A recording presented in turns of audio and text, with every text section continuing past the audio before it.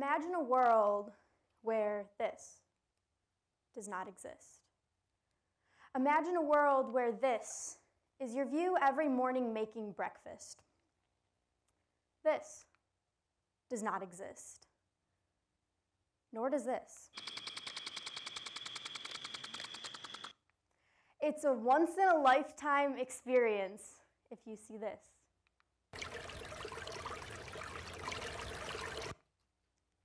Doing this is considered a privilege. The things we take for granted, making coffee, caring for a pet, are no longer given to us, no longer possible.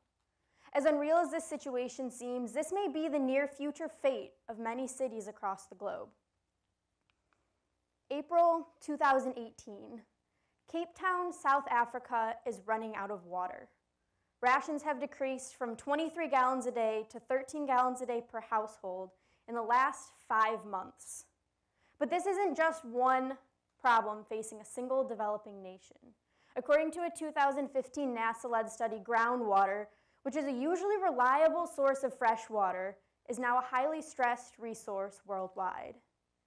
23 out of our 37 large groundwater aquifers are now depleting faster than they're being replenished. It's becoming a scary reality that we may soon run out of fresh water. Cameron Stracher's 2011 novel, The Water Wars, plummets the readers into a world of constant drought. When we're in a single generation, humans have used all the fresh water on Earth. Sounds a little bit like Cape Town. As someone who's studied environmental policy and who plans to pursue a career in policy, I've examined these issues in great detail. Typically, I look at them through a regulatory lens. What policies are in place, what's working, what needs to be fixed. But recently, I've been borrowing on different trends, studying art, music, and literary studies. Humans are naturally drawn to the possibility of escape that a good book can provide. We form connections with characters and sympathize with their experiences. Books create a world of perfection we wish to live in, or one so reeked with disaster that it makes us grateful for what we have today. Books are also predictive. Dystopian novels, in particular, examine the worst-case scenario. There's a subgenre of dystopian fiction, eco-fiction, that's focused on environmentally related disasters. These books are imaginative, and like The Water Wars, often seem extreme. But I propose using these books to examine the worst-case scenario and to plan our policies around that. Is it intimidating to think we could run out of water? I suppose. But is it better to be prepared?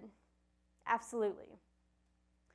Books are also easily accessible to all. They sit on shelves in bookstores and coffee shops and in campus and community libraries. They're appealing and attractive to look at. This is nice. I would spend hours down this aisle. I could spend hours reading these books. But this looks like what I usually have to read for class. These look nice. These not so much. Books create discussion. There are thousands of book clubs across the United States centered around discussing the social themes in books. They're a breeding ground for new ideas and a space to create a passion for change. To Kill a Mockingbird has become one of the most highly challenged texts in American high schools. Why? It creates discussion centered around race, death, and social injustices. Books are powerful. There are many benefits to using literature to craft public policies. I'm going to focus on 3 today. Literature is creative and imaginative, it has clear prose, and it brings an interdisciplinary approach to the issue at hand. This is by no means an exhaustive list, but these are the 3 ideas I believe we can best learn from literature. So books are creative. They try to find a simple solution to a very complex problem.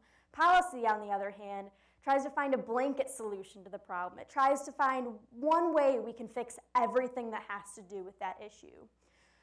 So science supports the depletion of underground water aquifers. Current policy says we have to regulate who has access to water. If we're running out of water, not everyone in this room is going to get water. But what would literature say? It has to be specific and creative. So if water is running out of the Ogallala Aquifer in the southwest part of the Great Plains regions of the United States, which it is, We could create a new faucet that's going to dispense the smallest amount of water to complete certain tasks. So it's going to dispense the smallest amount of water to brush your teeth or to clean your dishes. Policy could say that every toothbrush has to have a small metal chip inside of it, so when you put it under the faucet, it dispenses the perfect amount of water, and you pull it out, it's gone. This solution is clear, it's specific, and it's creative, and it clearly addresses the problem of running out of water. Literature also has clear prose. It demands to be understood by its audience. J.K. Rowling would not have sold over 400 million copies of Harry Potter if the audience didn't understand what she was saying. Literature has a keen awareness of its audience. Policy, on the other hand, is often full of jargon, and this can lead to misinterpretations and can have heavy consequences. Flint, Michigan, 2016. After over 18 months of residents suffering from skin, digestive, and mental health problems, the state calls a state of emergency. Governor Rick Snyder has admitted several times that his administration had mistakes and misunderstandings of the policies in place. But this is unacceptable. Are we content in a system that allows our policy enforcers to misunderstand these crucial documents? Policies that could mean life or death? I was furious when I heard that the Michigan government had misunderstood a federal policy, so I went and did some exploring.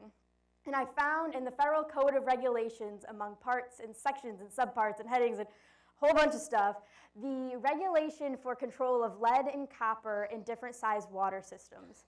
Here is just one part of that text. A system is deemed to have optimized corrosion control and is not required to complete the applicable corrosion control treatment steps identified in this section if the system satisfies one of the criteria specified. Is this public policy or is this rocket science? Because this is very difficult to understand. It's not well organized. It has a bunch of random words in there.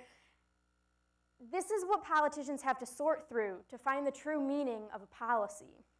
But we could easily rewrite this given what literature can teach us about prose. For example, the word shall is replaced with must, giving this authority. All the unnecessary words are removed, and it includes an emergency plan right there were something to go wrong in this process. My text demonstrates a keen awareness of its audience. It's easy to follow, it's well organized. The original text is bureaucratic, and it's very easy to misunderstand. So I understood why the Michigan government misunderstood. But we could rewrite policy so easily, so why don't we? Finally, literature brings an interdisciplinary approach to the issue. It says that environmental issues are not just about the environment. They're also about social institutions, government, economics, and more. Environmental destruction is often immediately contributed to consumerism. We buy too much stuff, and that's depleting the environment. But no policies focus on why we buy stuff. Policies focus on how to make the stuff so we can buy it. How do we get people to buy more stuff?